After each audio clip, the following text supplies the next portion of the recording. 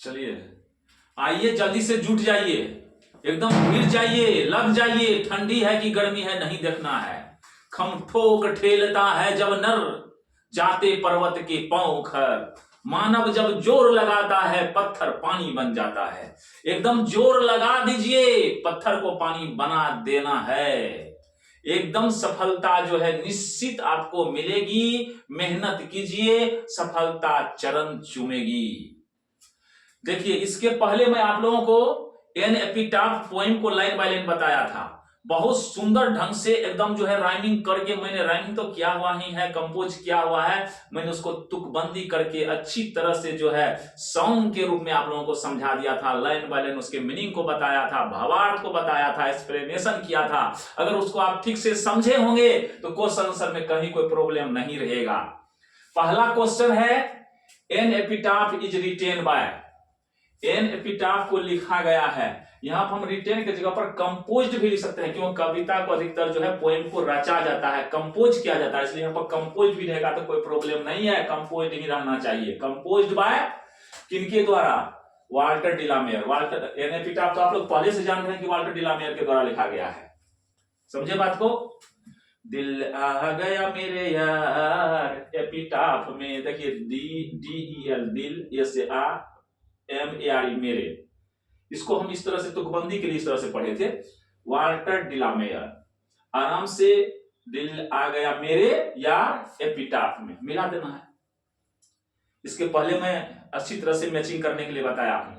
अब इसमें देखिए, आपको कहीं इस इतना चीज को आप पढ़ लीजिएगा जितना मैं बता रहा हूं। पहले भी मैं जो बताया हूं सबको पोएम को आप अच्छी तरह से देखे ही हैं, इसको भी थोड़ा सा देख लीजिए। सब बात पोएमे का है, कहीं कोई दिक्कत नहीं है। एक बार देखिए बढ़िया से, इसमें से निश्चित क्वेश्चन आएगा, आता ही आता है। और ये मत सोचिए कि नहीं आएगा, अगर इस फेरा में पढ़िएगा तो बस चुक जाइएगा। आराम से देखिए, सुनिए। इसके पहले मैं इसको अच्छी तरह से मैच करने के लिए बताया था, तो मैचिंग तो आता ही है, साथ साथ ऑब्जेक्टिव, सब्जेक्टिव, उसके बाद समरी। अगर आप अच्छी तरह से पोएम को पढ़े हैं तो समरी भी आराम से लिख देंगे, एकदम चुटकी बजाते हुए समरी तैयार हो जाएगा। और यहां पर देखिए नेक्स्ट क्वेश्चन है, Walter de la Mare was born in. Walter de la Mare का जन्म हुआ था, कब हुआ था? 1873 में। 1873 में जन्म हुआ था, एकदम याद रखिए। जन्म से संबंधित कोई भी जो है एकदम मुश्किल को आप दिमाग में मत बैठाइएगा, क्योंकि मैं जन्म से संबंधित जितनी बात है, चाहे वो पोइट हो, चाहे प्रोज के राइटर हो, अथर हो, अथर राइटर एक ही हुआ, उसको मैं अच्छी तरह से आपके दिमाग में छाप दूंगा, कहीं रटने की जरूरत नहीं है। मेरे वीडियो को एक बार देख लीजिएगा, टोटल आपको जो है पोइट का जो बर्थ है, उसके बाद प्रोज में अथर का जो बर्थ है, सब दिमाग में छप जाएगा, एकदम नंबर फिक्स हो जाएगा। निश्चित परीक्षा में आप चुकेंगे नहीं, एकदम नंबर आएगा ही। इसके लिए आप परेशानी नहीं लीजिएगा। फिर भी क्वेश्चन है तो देख लीजिएगा। 1873 में इनका जन्म हुआ था। किनका जन्म हुआ था? वाल्टर डिलामेयर का। आगे फिर चलते हैं, देखिए अगली बात है आपको 3 नंबर, अच्छा 3 नंबर है, हाँ 3 नंबर में चलिए। 3 नंबर में आपको है वाल्टर डिलामेयर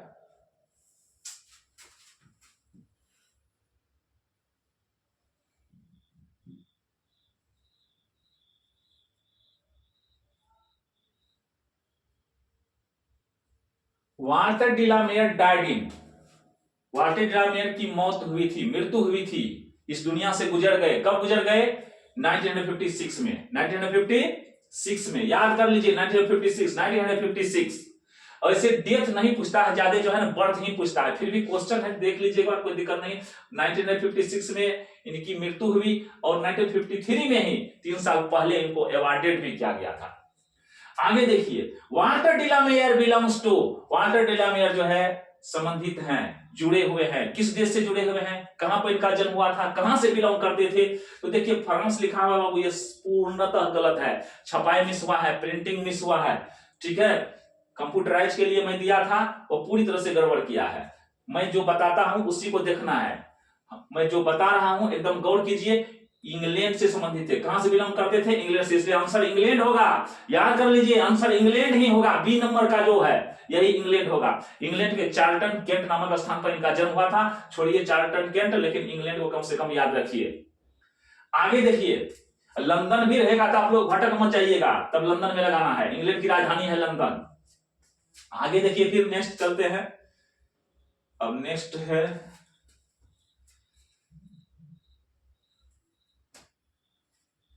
नेक्स्ट 5 नंबर देखिए, Walter de la Mare makes us aware of the. एक वाल्टर डिलामेयर जो है हम लोग को अवेयर करते हैं, अवेयर मतलब जगाते हैं। कौन सी जगाते हैं? ड्रीम्स। ड्रीम से, सपना से जगाते हैं। हम लोग जो सपना में पड़े हुए हैं, संसार अपना है, संसार के रंग बिरंग जो है दृश्य में हम लोग भूल गए हैं और इसको ही प्रिय समझ लिए हैं। मन होता है कि इससे ज्यादा सुख देने वाला कुछ ही नहीं है, इसी को सर्वे सर्वा मान लिए हैं, ऑल इन ऑल। इसमें हम भटक करके अपनी जिंदगी को बर्बाद कर रहे हैं। इसलिए सपना से, संसार की सपना से हम लोगों को जगा रहे हैं, अवेयर कर रहे हैं, ऊपर उठा रहे हैं। इसलिए ड्रीम्स होगा। ड्रीम्स मींस होता है सपना, सपना से जगाते हैं, अवेयर करते हैं, हम लोग जागरूक करते हैं। अगला क्वेश्चन है, Walter de la Mare was awarded. Walter de la Mare को अवार्डेड किया गया इन 1953 में। 1953 में कौन चीज से अवार्डेड किया गया था? देख लीजिए, यहाँ पर नोबेल प्राइज है, ऑर्डर ऑफ मेरिट है और पुलित्जर प्राइज है। यहाँ पर कॉमनवेल्थ दिया है। क्या दिया है? देख लीजिए, कॉमनवेल्थ अवार्ड है। कुछ नहीं, ये रॉन्ग है, इसको भी ध्यान नहीं देना है। आप सीधा समझिए, ऑर्डर ऑफ मेरिट से सम्मानित किया गया था। किससे सम्मानित किया गया था? ऑर्डर ऑफ मेरिट से। ऑर्डर ऑफ मेरिट से, एकदम ध्यान रखिए, बी नंबर सही है, बी नंबर ही सही है। आगे चलिए, फिर चलते हैं 7 नंबर। फिर है आगे 7 नंबर पर चलना है, ध्यान दीजिए। 7 नंबर, 7 नंबर में है, in the poem the beautiful lady belongs to a oblique and dash country. अब बताइए तो, पोएम में जो है ब्यूटीफुल लेडी जो है, वो सुंदर महिला जो है, कहां से संबंधित है? हम लोग पोएम में पढ़े थे, कहां से? वेस्ट कंट्री से। कहां से? वेस्ट कंट्री से। वेस्ट मतलब पश्चिम देश, अर्थात इंग्लैंड हम लोग से पश्चिमी है जी। देख लीजिएगा ग्लोब में, यूरोप महादेश जो है एशिया महादेश से पश्चिम पड़ता है, तो इंग्लैंड भी यूरोपीय महादेश में है, तो इसलिए क्या होगा? वेस्ट होगा। वेस्ट की रहने वाली थी, पश्चिम की रहने वाली थी, पश्चिम देश की रहने वाली थी, इसलिए क्या होगा आंसर? वेस्ट होगा। That if was live in the west country, वही में भी हम लोग पढ़े थे। अब देखिए, which one of the following is the famous work of Walter de la Mare. कहता है निम्नलिखित में से कौन सा चीज इनका सबसे फेमस है?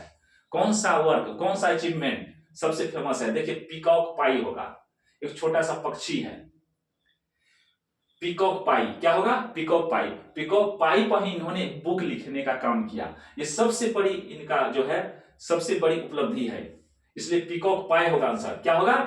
पीकॉक पाई।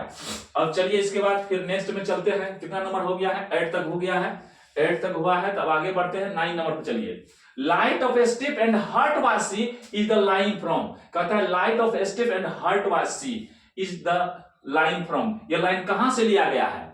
तो हम लोग पढ़े थे, light of a step and heart was she. अरे जहां पर सी लगा हो, समझ जाइए कि लेडी के बारे में कह रहा है, एन एपिटाफिया से है। यह light of a step and heart was she कहां से है? कौन पोएम का है? तो आराम से देखिए, एन एपिटाफी। गलती लिखा है, यहां भी तो गलती है जी, कितना गलत छाप दिया है, पता नहीं चलता है। आंसर क्या होगा इसका? एन एपिटाफ होगा। डी नंबर आंसर होगा, डी नंबर आंसर होगा। बढ़िया से सुन लीजिए, इसमें मत भटक जाइएगा। समझ गए ना? मैं जो कहता हूं उसको देखिए, लिखा हुआ क्या है उसको छोड़िए, ये रॉन्ग है।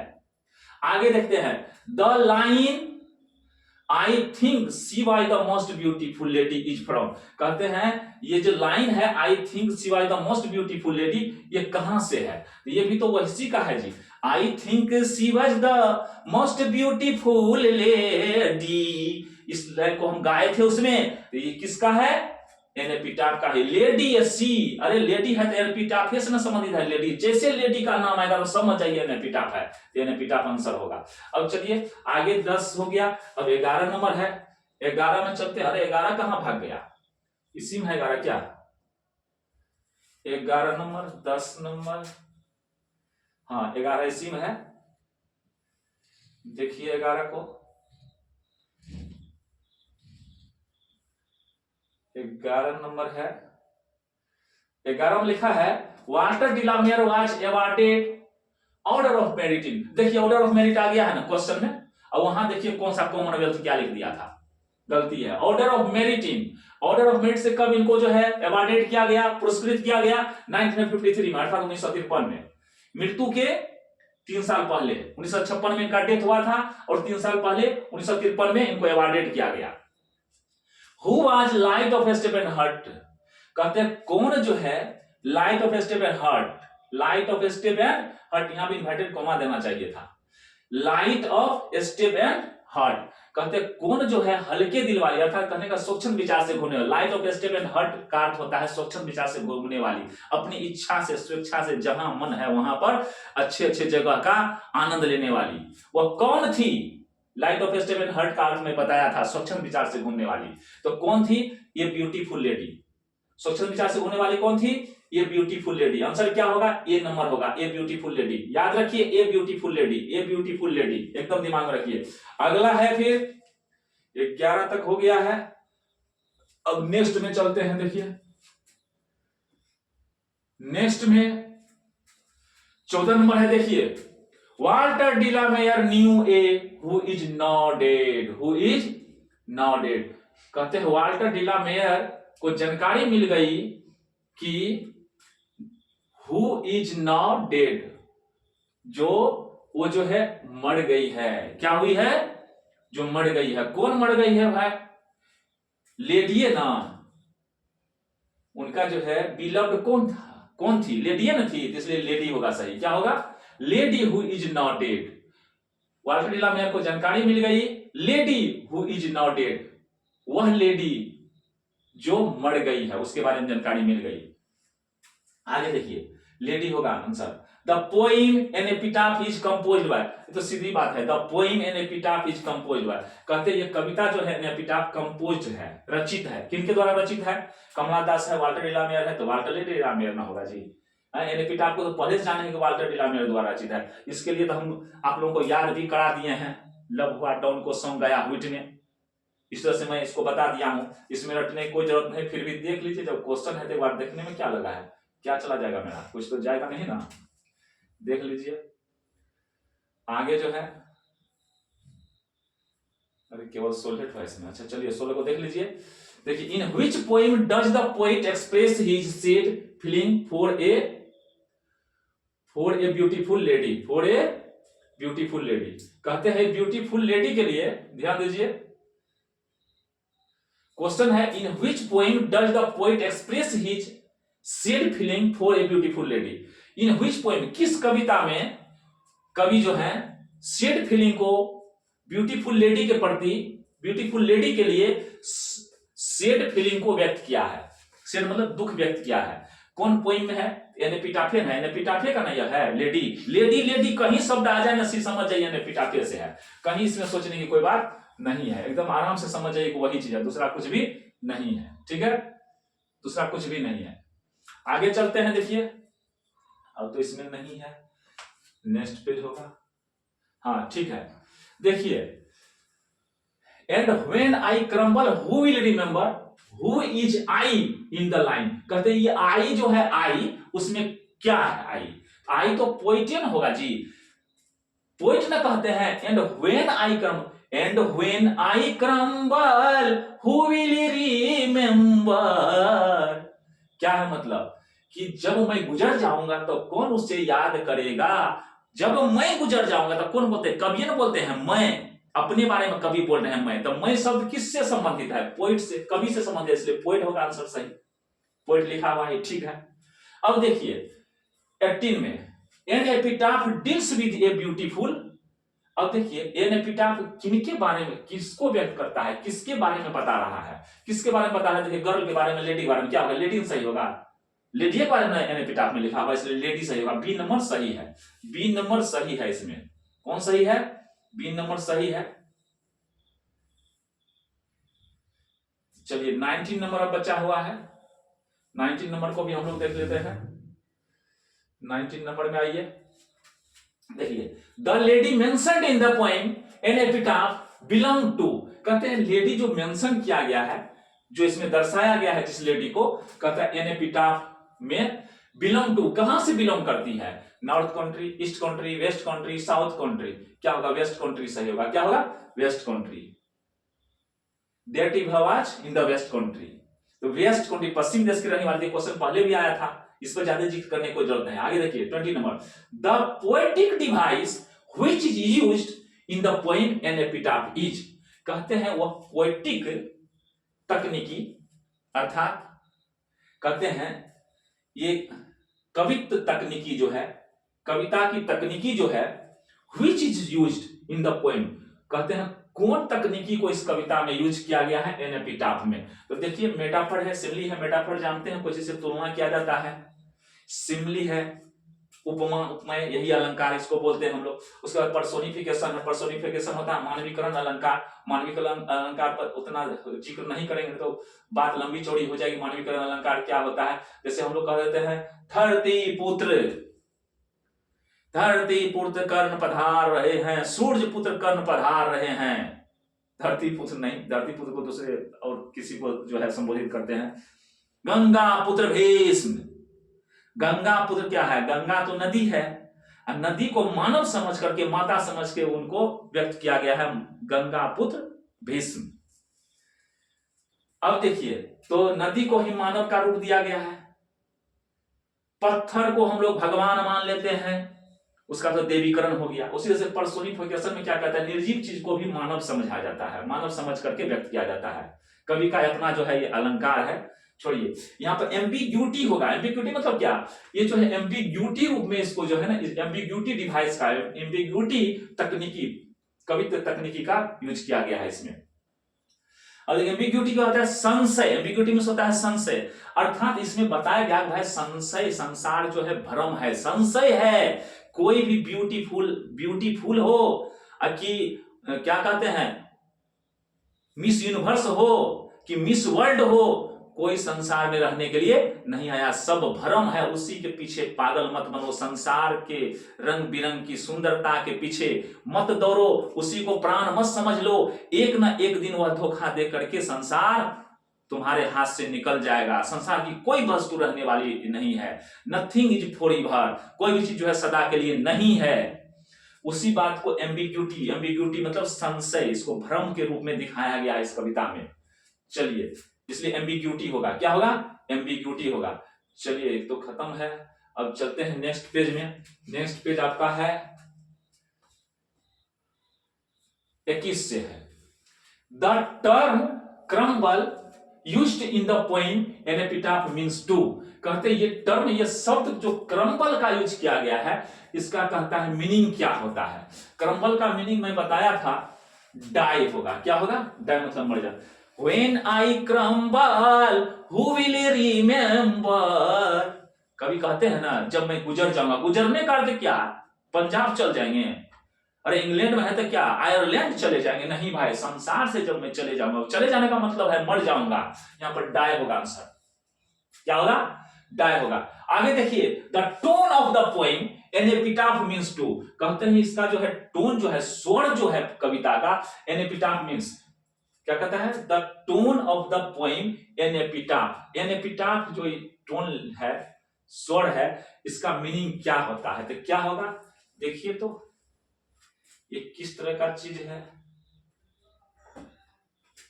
मेलनकली, ठीक है, मेलनकली है, मेलोडियस है, ये एकदम मधुर है, मेलोडियस है, काफी ढंग से कंपोज किया गया, इसलिए मेलनकली होगा। हम लोग मेलोडियस सॉन्ग भी होता है, हम लोग सॉन्ग में हम लोग सुने हैं, ये मेलोडियस सॉन्ग है, या क्या कहते हैं डीजे सॉन्ग है। ये मेलोडियस है, ये ढंग से रचा गया है। आगे देखिए, आगे आपका 23 नंबर है। 23 नंबर में क्या है? 23 24 दोनों है, साथ ही साथ। चलिए देखिए, who was compose the poem an, वही तो घूम घूम के आ रहा है जी। क्या है? कहते हैं who was compose the poem an epitaph. An epitaph poem को किसने कंपोज किया है? तो किसने किया था? आप लोग तो जानते ही है, वाल्टर डिलामेयर ने किया है। क्लियर है? पहले भी क्वेश्चन को हम लोग पढ़े थे। वाल्टर डिलामेयर वाज, क्या थे वाल्टर डिलामेयर? देखिए तो पोएट तो थे ही, कवि थे, नॉवलिस्ट भी थे, जो उपन्यासकार भी थे, कई उपन्यास भी लिखे हैं इन्होंने, शॉर्ट स्टोरी राइटर, और छोटे छोटे कहानी को भी लिखे हैं। तो इसलिए क्या होगा, पोएट भी होगा, नॉवलिस्ट भी होगा, शॉर्ट स्टोरी राइटर भी होगा, ऑल ऑफ दिस मतलब सब होगा, इसलिए आंसर होगा D number, all of this का अर्थ हो गया तीनों है सही। ठीक है, अब चलिए नेक्स्ट में चलते हैं। कहां तक हो गया है, कितना नंबर, 24 तक हो गया है, और कुछ क्वेश्चन है। तो 26 है, देखिए 26 को, the poet in an epitaph thinks that, कहते हैं ये कविता जो है एन एपिटाफ में, thinks that dash is not everlasting, कहते हैं थिंग्स में सोचते हैं कि डैश इज नॉट एवरलास्टिंग, कौन चीज एवरलास्टिंग है, सदा रहने वाला नहीं है। तो देखिए कौन चीज नहीं रहने वाला है भाई, ब्यूटी है, क्रूएल्टी है, अगलीनेस है, लव है, इसमें कौन सी का चर्चा आया, ब्यूटी का चर्चा आया है। But beauty passes, beauty vanishes, beauty vanishes, beauty passes, beauty passes, beauty passes, उसी का चर्चा है भाई, इसलिए ब्यूटी होगा सही, ब्यूटी का चर्चा आया है। कौन चीज एवरलास्टिंग नहीं होता, सदा रहने वाला क्या है, नहीं, कौन चीज नहीं है, ब्यूटी नहीं, इसलिए ब्यूटी आंसर सही है। The lady who has died lies in the, कहते हैं वह लेडी जो मर गई है, लाइज इन द, कहां रहती है भाई, ग्रेव सही होगा, क्या होगा सही, ग्रेव सही होगा। ग्रेव मींस कब्र होता है, कब्रे में रहती है, वहीं ना जा जाके कभी रोते हैं प्रतिदिन। आगे देखिए, आगे चलिए फिर, ये गार्डन लिखा हुआ, गार्डन तो एकदम गलत है भाई जी, ग्रेव होगा, 27 नंबर का 27 नंबर का एकदम ग्रेव होगा, गलत है लिखा हुआ। अरे छापने वाला बड़ा जो है ना अजीब काम किया है, मुश्किल में हमको डाल दिया। चलिए मैं तो सही बता दिया, आप लोग ध्यान में रखिए, ग्रेव होगा, गार्डन गलत है भाई, ग्रेव होगा, GRAVE, ग्रेव, क्या होगा, ग्रेव होगा। 28 नंबर में देखिए, अच्छा इतना दूर करके क्या फायदा, 28 नंबर में है, Walter de la Mare has written the poem, यहां पर हम वाल्टर डिलामेयर हैज रिटेन नहीं देकर के कंपोज भी लिखते हैं, कंपोज द पोएम, कौन कविता को रचे हैं भाई, एन एपिटाफ को। तो कोई क्वेश्चन तो आया नहीं है, पहले इसको पढ़ लिए हैं। आगे देखते हैं हम क्या है। हाँ आगे चलिए, टोटल 28 to 28 क्वेश्चन था, 28 में से निश्चित ही आपको जो है ऑब्जेक्टिव देगा। अब चलिए थोड़ा सा लॉन्ग टाइप भी पढ़ लेते हैं। अगर भाई लॉन्ग टाइप आप क्वेश्चन पढ़ लिए ना, ऑब्जेक्टिव पढ़ लिए ना, समरी अगर देगा तो इस बात को भी मिला जुला करके उस समरी में घुसा दीजिएगा, तो निश्चित ही समरी बन जाएगा।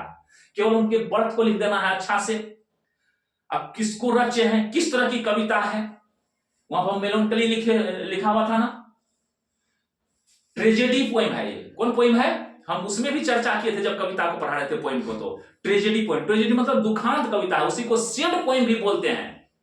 तो इतनी बात को आप जान गए तो कुछ भी लिखिएगा तो वही समरी, बारे समरी में होता है सारांश, संक्षेप में लिखना है, इसके भाव को, वर्णन को व्याख्या कर देना है, हो गया। कवि के बारे में बता देना है, बोले जब इतना बात पढ़े तो कैसे ना उतना बात लिखिएगा, 5, 7, 10 लाइन। आगे देखिए, आगे चलते हैं, 1, 2 ये क्या गया है, अच्छा हाँ देखिए, answer the questions briefly, briefly मतलब होता है कि संक्षेप में जवाब देना है। कैसे जवाब देना है, संक्षेप में, बड़का नहीं बनाना है, छोटा छोटा जवाब देना है। तो चलिए छोटा छोटा जवाब दीजिए। अरे आप लोग को मान लीजिए ज्यादा लिखा हुआ नहीं होगा ना, तो कमो लिखिएगा, थोड़ा हिसाब से लिख दीजिएगा तो नंबर देगा, आधो तो देगा, अरे एक आध नंबर काट करके नंबर दे देगा। नहीं मामा से कान्हा मामा भी तो होगा, ऐसे नहीं कुछ लिखने से तो बढ़िया है कि कुछ हम लिख दिए, कुछ नंबर आ गया। आगे देखिए, answer the questions briefly. Question number 1, where does the lady lie, लिखा हुआ है लेडी कहां रहती है, कहां रहती है पता नहीं है आप लोगों को, इतना तो हल्ला कर लिए ग्रेव में, एपिटाफ में, एपिटाफ में होता है समाधि लेख, एपिटाफ ने ग्रेव कहिए बढ़िया रहेगा। ये देखिए, the lady lies in an epitaph, objective में तो हम ग्रेव पढ़े थे, एन एपिटाफ में तो समाधि लेख है, तो समाधि लेख के, समाधि लेख जो है, समाधि जहां है वहां तो रहती है, लेकिन ग्रेव में अंदर में ना है, ऊपर में थोड़े है बैठी हुई, पत्थर पर थोड़े रख दिया गया है। इसलिए एन एपिटाफ अगर होगा तो एन एपिटाफ में मार देंगे, समझ गए ना। अगर एन एपिटाफ के जगह पर ग्रेव दे देंगे GRAVE तो वह ठीक होगा। इसलिए लिखना है the lady lies in grave, GRAVE, grave, grave means कब होता है, ग्रेव मींस कब्र, कब्र, ग्रेव मींस कब्र। She lies there in the memory of her beloved, वह अपने बिलव्ड के, अपने बिलव्ड के मेमोरी में, बिलव्ड मींस होता है प्रेमी भी होता है, प्रेमी का दोनों के लिए यूज होता है, वह अपने प्रेमी के याद में रहती है, लेडी। तो याद में थोड़े यहां तक पूछा गया है कौन सी में रहती है, तो कहां कौन सी में रहती है, ये तो ग्रेव में कब्र में रहती है, इसलिए इसको छोड़ दीजिएगा, इसको लिखने का कोई जरूरत नहीं है। इसको लिखना she lies there in the memory of her beloved, इतना नहीं भी लिखिएगा तो कोई दिक्कत नहीं, वैसे नंबर कहीं ज्यादा रहेगा ना 2 नंबर, तो थोड़ा सा बढ़ा के लिखा जाता है, बाउंड्री बांध दिया जाता है, इधर उधर की बात को, साइड की बात को भी लिख देते हैं तो थोड़ा सा लाइन बढ़ जाता है, परिचय ज्यादा हो जाता है। हमको मेन केवल इतना लिखना है, the lady lies in an epitaph, बस काम चल जाएगा। The lady lies in an epitaph, काम चल जाएगा। क्वेश्चन नंबर 2 देखिए, बात बाकी फालतू बात से दिमाग नहीं लगाना। ये देखिए हम बताए थे कि क्वेश्चन को हम कई बार ऑफलाइन भी बताते हैं, बाबू जो अंग्रेजी नहीं जानता है कितना, तो ऐसा लड़का है ना देख के पढ़ियो ना पाता है बढ़िया से, इंटर में चल गया है, तो उसके लिए मैं तरीका बताता हूं कि कोई भारी नहीं है बाबू, तुम आराम से जो है ना क्वेश्चन में उतार दो। कहेगा सर जी क्वेश्चन उतारेंगे, पागल है हम क्या? नहीं भाई, पागल नहीं हो, क्वेश्चन को तरीका से उतारेंगे, आंसर बना देंगे। देखिए मैं भी कॉपी जांचता हूं तो मुझे पता है कि किस स्टाइल में स्टूडेंट लिखता है और एग्जामिनर का मेंटेलिटी क्या होता है, किस हिसाब से नंबर दिया जाता है। तो मैं जो बताता हूं ना एकदम रामबाण बताता हूं, क्योंकि मैं इस लाइन से गुजरा हुआ हूं, बराबर कॉपी जांच में जाता हूं, जांचता हूं, इसलिए मैं जो तरीका बताता हूं इसको बढ़िया से फॉलो करो बाबू, निश्चित ही जो है नंबर मिलेगा। देखिए ध्यान दीजिए, और गलत भी नहीं कह रहे हैं, सही कह रहे हैं, तुम लिखिए रहे हो, गलत थोड़े लिख रहे हो क्या? मैं जो बता रहा हूं सही लिखने बता रहा हूं, ये चोरी करने तो नहीं बता रहा हूं। देखिए where does the lady lie, lady कहां रहती है, देखिए इसी को देख के उतार दो। हे देखो सबसे पहले डू डज रहे ना, तो यदि यहां एस हो तो कुछ नहीं करना है, यहां जो वर्ब है ना इसमें एस लगा दो। देखिए उतार लो, द लेडी लाइज, यहां पर एस लगाओ। देखिए तो लिखा है कि नहीं, द लेडी लाइज। हम क्या बताएंगे, देखो लिखा हुआ है, पहले से हम सेटिंग कर लिए हैं भाई, कैसे करके हम बताएंगे कि यही चीज एडजस्ट हो जाएगा। अभी तो फालतू जो है ना कहीं दूसरा जगह जो है कोई चीज होगा उसी को लगता है छाप दिया है, लोग छापने दिए, वो अपना माइंड भी लगा लिया है लगता है लड़का। देखिए the lady lies in an epitaph, देखो इसी को उतारा गया है, द लेडी लाइज। देखो तो क्वेश्चन देख के लिखा है कि नहीं, खाली डज को वेयर को हटा दिया, क्वेश्चन यही है, डज वेयर, वेयर को हटा दो और इधर लिख दो द लेडी लाइज। यहां तक तो क्वेश्चन देख के लिखे ना, इन एन एपिटाफ, इतने दूर आंसर हुआ जी, इन एन एपिटाफ, एपिटाफ में रहती है, कोनो दिक्कत। अब आगे देखो क्वेश्चन नंबर 2 देखो, how does she look to the poet, वह कवि को कैसी लगती है, कैसी लगती है, खराब थोड़े लगती है, इतना प्यारी है, इतनी सुंदर है, कवि के लिए तो बहुत ही जो है क्या कहते हैं, दिल का टुकड़ा है। देखिए हाउ डज, अब बताए ना बाबू, यहां एस हो, डज हो एस, तो एस को यहां लगा दो, आगे में लगा दो, यहां जो वर्ब है लुक, लुक में से देखना, सी तो सब्जेक्ट है इसमें लगाना है, सी लुक्स। देखो तो लिखा है ना, सी लुक्स लिखा हुआ है ना, लिखे है ना हम क्या, अरे हम दिए थे छापने के लिए कॉपी में लिख करके, वो अपना छापा है।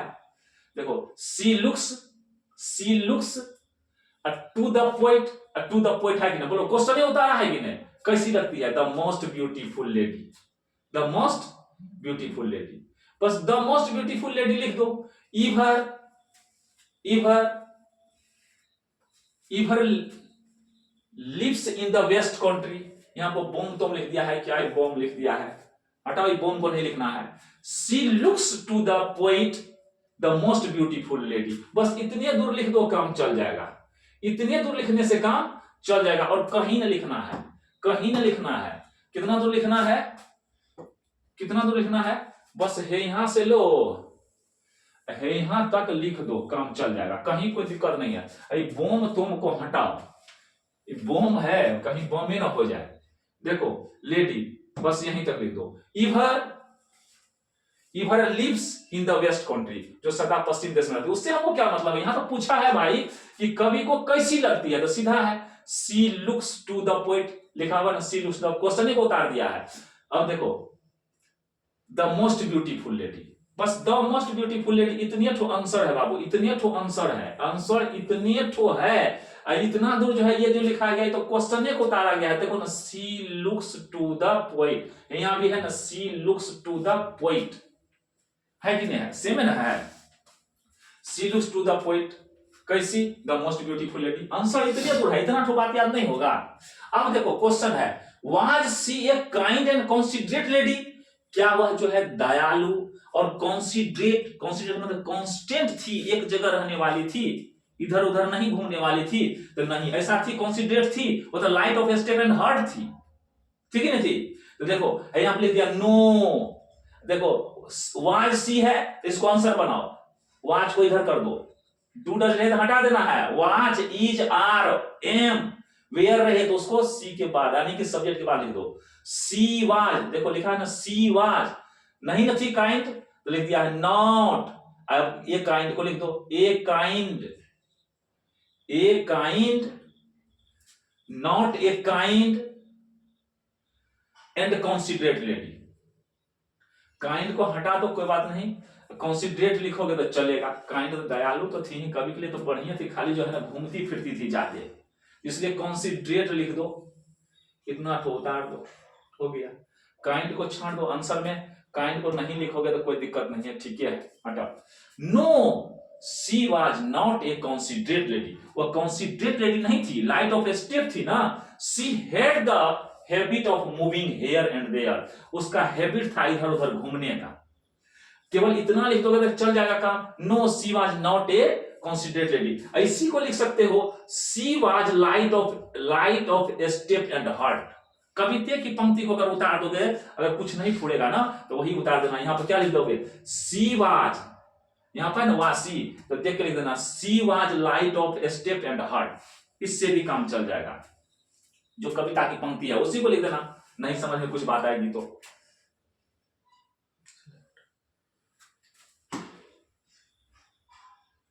अब चलो अगला क्वेश्चन है,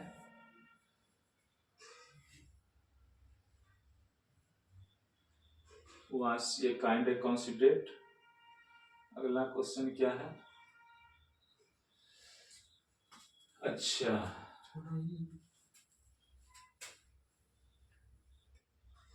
अंतिम है ना, पचमा है, अच्छा चार ठो, अच्छा चौथा बचा हुआ है ना, चौथा क्वेश्चन बचा हुआ है,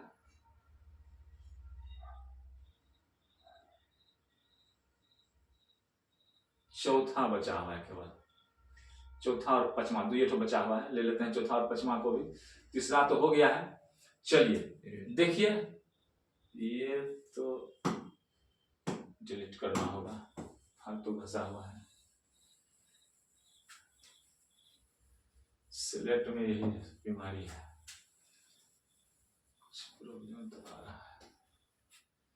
देखो पचमा नंबर, चौथा तो हो गया है, अच्छा हाँ चौथा नहीं हुआ है, what does the poet think about beauty, कवि ब्यूटी के बारे में क्या सोचते हैं, सुंदरता के बारे में क्या सोचते हैं, सुंदरता के बारे में आप लोग नहीं पढ़े, but beauty vanishes, beauty Passage, हम लोग नहीं पढ़े हैं, ब्यूटी जो है गायब हो जाती है, ब्यूटी ढल जाती है, सुंदरता ढल जाती है, रहने वाली चीज नहीं है, तो वही देखिए ना यहाँ पर क्या लिखा है, what does the poet think, तो यहाँ पर क्या लिखेंगे, डज व्हाट को हटा देंगे, लिखेंगे द पोएट थिंक्स, इसमें एस लगा देंगे, पता है यहाँ पर एस रहे तो यहाँ एस लगा दो, the poet thinks about the beauty, about the beauty, देखो क्वेश्चन को उतारा है, वहां से वहां तक तो क्वेश्चन उतारा हुआ है, कब है कहां, ये देखो the poet thinks about beauty, इसी को लिख दिया है, देखो यहां पर है लिखा हुआ द पोएट थिंक्स, यहां पर एस लगा दिया है, thinks about the beauty that it is short lived, या शॉर्ट लिव्ड मतलब क्या, छोटे से दिन के लिए होता है, छोटे दिन कमे दिन रहने वाला चीज है, लिव्ड में से रहने वाला, and will disappear one day और अनदर, और एक ना एक दिन क्या होता है, गायब हो जाता है, सुंदरता सब दिन रहने की चीज नहीं है। अगर तुमको दिमाग में आप लोगों को नहीं आएगा भाई तो क्या करना, the poet thinks about the beauty that beauty passes, beauty vanishes, कविता की पंक्ति को लिख दो फिर भी काम चल जाएगा, इसी को the poet thinks about beauty that the beauty vanishes, beauty passes, वो भी लिख दोगे तो काम चल जाएगा। देखो क्वेश्चन, कविता जब पढ़े हो तो क्वेश्चन से बनाना भारी बात नहीं है, आराम से बनेगा। Question number 5, what does the poet mean when he says and when I crumble, कहते हैं कवि के कहने का अर्थ क्या है जब वे कहते हैं कि एंड व्हेन आई क्रम्बल, जब मैं गुजर जाऊंगा, तो इसका मतलब क्या हुआ। अब देखिए इसी बात को लिखा गया, the poet said to think that nobody will remember the most beautiful lady in the west country. क्या कवि के क्या कहने का, व्हेन आई क्रम्बल, कवि कहते हैं व्हेन आई क्रम्बल, मैं जब गुजर जाऊंगा। इसमें कवि क्या कहना चाहते हैं, हम गुजर जाएंगे तो क्या होगा, यही ना कहना भाई। When I crumble who will remember, कौन उनको याद करेंगे, वही बात तो यहाँ पे लिखा हुआ है। द पोइट इज सेड, कवि उदास है, सेड में क्या होता है, उदास है। टू थिंक, सोचते हुए, सोच करके उदास है, कौन चीज को सोच करके, दैट की नोबॉडी विल रिमेंबर, कोई व्यक्ति याद नहीं करेंगे, कोई व्यक्ति याद नहीं करेंगे। द मोस्ट ब्यूटीफुल लेडी, कहते वो सुंदर जो परी है, सुंदर जो लेडी है, इन द वेस्ट कंट्री, पश्चिम देश में, उसको कोई याद नहीं करेगी। कवि यही ना कहना चाहते हैं। तो हम जो है आराम से इसको लिख सकते हैं, द पोइट इज, यहाँ जैसे देखिए क्वेश्चन है ना, अगर आपको समझ में बात नहीं आएगी तो इतना भी लिखिएगा तो कुछ ना कुछ नंबर आपको मिलेगा। यही है कि आप अपनी भाषा में नहीं लिखे, और जो पोइम का पंक्ति था उसी को हम डाले हैं। द पोइट इज, यहाँ है ना, what does the poet mean when he says and when I crumble, इसी को उतार दीजिए। द पोइट, डज है क्या बताए थे, यहाँ से लगाने बताए थे ना, इतना दूर को छांट देना है, इतना दूर को क्या करना है, छांट देना है, इतना दूर को हटाइए, क्वेश्चन के वर्ड को सीधा लिखिए। द पोइट मीन्स, यहां क्या करेंगे, यस लगा देंगे। द पोइट मीन्स, आंसर बना रहे हैं, देखिए क्वेश्चन को आंसर बना रहे हैं। The poet means when he says and when I crumble, when I crumble that, यहां पर दैट लिख देंगे। तब क्या लिखेंगे, who will remember, who will remember, कौन उससे याद करेगा। इतना भी लिखोगे तो कुछ ना कुछ नंबर देगा, ठीक है, लेकिन ऐसे करके लिखेंगे तो अच्छा रहेगा। द पोइट इज सेड, मतलब एंड व्हेन आई क्रम्बल जो कहते हैं मैं गुजर जाऊंगा, तो उसके कहने का मीनिंग क्या है भाई, आगे क्या कहना चाहते हैं कवि।